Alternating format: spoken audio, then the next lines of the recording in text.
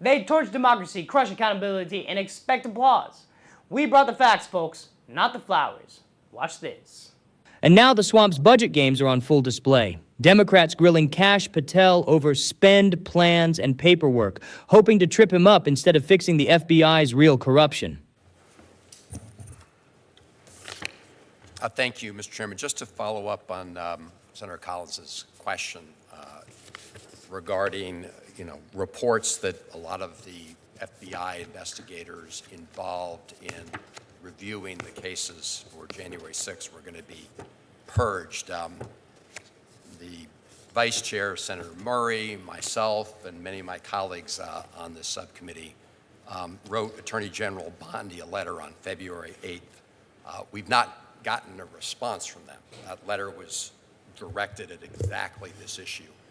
Director Patel, can you track down that letter in the system and work with the Attorney General to get us a response? We wrote on February 8th about exactly the issues that Senator Collins just raised. I'll track it down, sir. Okay. Well, I would. We will be hoping to get a response and insisting on a response. Let me ask you about the spend plan for fiscal year 2025. I mean, this is supposed to be a hearing, I know, on fiscal year 2026 budget. I said we got a little paragraph from the FBI about that. But one of the things this committee and the law requires are spend plans for the current fiscal year. In fact, when we passed the continuing resolution, we required that agencies provide their spend plans for fiscal year 2025 within 45 days of enactment. We're now 54 days after that, and we've gotten nothing from the FBI. This is a typical spend plan. For example, this is for fiscal year 2024, the most recent fiscal year. Director Patel, will you comply with the requirement that the FBI submit a spend plan? Senator, I will comply with the requirement, and I believe I have to work with OMB on the apportionment of that, so we're working on that. Can you give us a date? The fiscal year's 25 is ticking away. Can you give us a date by which we'll get the spend plan that's already overdue? I'll speak with OMB and get back to you on a date this week. So the hang-up right now is OMB? It's an interagency process, sir. I'm working through how to get these spend plans forward. But the ball is in OMB's court right now, not the FBI's court, is what you're telling me. It's in both of our courts, sir. Okay. Well, right now, as one of the lead law enforcement officers, you're out of compliance with the requirements of the law. So I hope you will lead by example and get it to us. With respect to the congressional budget justification here, we don't have one. In other words, we have your one paragraph. We usually get, as I mentioned in my opening statement, a full justification, which helps this committee do its work in terms of putting together the budget. Can we, I believe that's within the entire domain of the FBI. Can you commit to getting us the budget justification for the FBI? I will work with the department to do that. Okay, so that's a yes? I will work with the department. I have to report to DOJ on that and work with them to get you that plan. Okay. All right. Well, I'm glad we are holding this hearing, but we obviously, Mr. Chairman, we really don't have a budget to work with. Let me ask you about your testimony the other day in the House, Mr. Director, where I think you conceded that the budget request, as skinny as it is, was really not adequate to meet the mission. In fact, I think you testified that you would really need another $1 billion. So would you agree that this budget that's been submitted is inadequate to meet the needs, and that your testimony yesterday about it, that another $1 billion are required to meet the mission? Is that your view? Senator, I think my view is that we will make and agree with this budget as it stands and make it work for the operational necessity of the FBI. And as the head of the FBI, I was simply asking for more funds because I can do more with more money. Well, I understand that OMB has a say in this, obviously, but I think your testimony yesterday was important and revealing that as the director, you believe that another $1 billion over and above the current level was really necessary to complete the mission. And it does put this subcommittee in a difficult position because really that's, we rely on you and others to persuade the OMB and the president to submit a budget that meets the needs and requirements of the FBI. And clearly, at least based on your testimony in the House, you don't think that that's happened. Thank you, Mr. Chairman. Thank you, Senator Van Hollen. This right here is classic Washington theater. Bureaucrats and their political handlers pretending that the fate of the FBI depends on who files which spreadsheet on what date. You've got Senator Van Hollen playing fiscal watchdog in front of the cameras, hammering Patel about overdue spend plans and budget justifications. And on the surface, sure, accountability matters.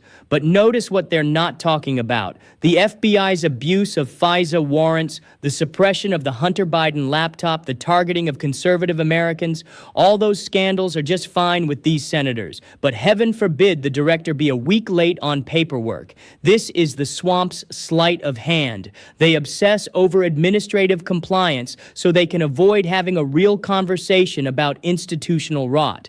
Van Hollen isn't grilling Patel to make the FBI more accountable to the people. He's trying to box Patel into a corner, create a non-compliance headline, and set up the narrative that Trump's nominee can't manage the Bureau. It's process as weapon. Patel, to his credit, plays it straight. He says he'll comply, he'll work with DOJ and OMB, and he won't commit to arbitrary dates before getting clarity from the interagency process. And what's Van Hollen's response? Basically, you're out of compliance with the law. Not thanks for clarifying, not let's work together to fix it, but a public slap designed for the evening news. They want the visual, stern Democrat, embattled Trump nominee, vague whiff of wrongdoing. And here's the kicker. These same Democrats have zero problem with Biden's own agencies stonewalling Congress for years. Remember how long it took to get any documents on the Biden family's foreign business deals? Or the way DOJ slow-walked responses to the Durham investigation? Where was the righteous fury about 54 days overdue then? This budget charade is even more cynical when you realize how the numbers game works.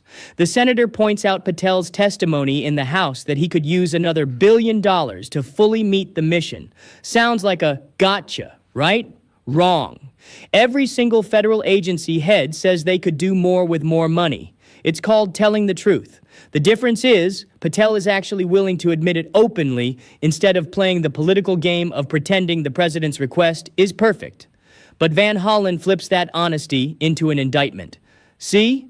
Even you admit Biden's FBI budget is inadequate. Well, no kidding. Because Biden and his OMB handlers don't want a fully resourced FBI under Patel. They want a hobbled bureau that can't rock the boat, that spends more time on PR than on cleaning out corruption.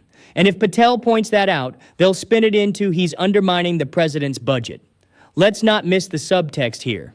When Van Hollen says, we rely on you to persuade OMB and the president, what he's really saying is, play nice with the administration or you'll be starved of resources. That's the control mechanism. The deep state doesn't just protect itself through secret memos and media leaks. It does it through budget levers. If you won't play ball, you don't get the money you need to operate effectively. And then they blame you for failing in the job. And here's the irony. Democrats have no problem rubber stamping massive spending bills for every left-wing priority under the sun. Billions for climate boondoggles, equity initiatives, foreign aid to countries that hate us. But when it comes to resourcing the FBI under a Trump-aligned director, suddenly they're hawks for fiscal discipline. It's laughable. The senator's fixation on a one-paragraph budget justification is the same trick.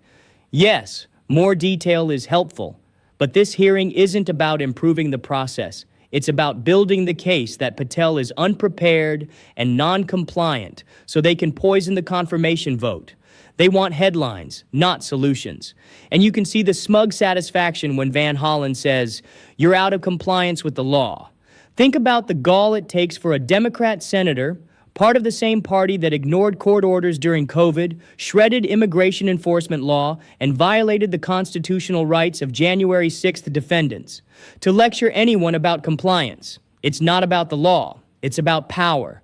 At the end of the day, this isn't a budget dispute, it's a control dispute.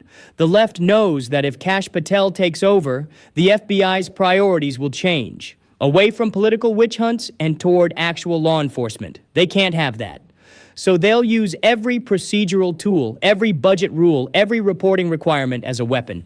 Patel is walking into an agency where the political establishment is betting against him from day one. And the people making the loudest noise about process are the same ones who've been dead silent about the FBI's blatant politicization for years because it benefited them. This exchange wasn't about dollars and cents. It was about sending a message. The Democrats don't want a Trump-aligned FBI director, and they're using the budget process as both a leash and a bludgeon. By nitpicking deadlines and paperwork, they can paint Patel as incompetent while ignoring the Bureau's real failures, the corruption, the politicized investigations, the erosion of public trust. And when Patel tells the truth about the resources needed to do the job right, they twist it into a partisan weapon. It's the same game they've played for years. Set up the problem, block the solution, then blame the outsider you've handicapped. If we want an FBI that works for Americans instead of the political elite, we can't let these budget theatrics be the excuse to sink a reformer. This is about more than numbers. It's about who controls the most powerful law enforcement agency in the country. Expose the budget charade, share this video, drop your thoughts in the comments, and hit subscribe. Let's stand with Kash Patel and take the FBI back from the political class before they bury it in red tape and lies.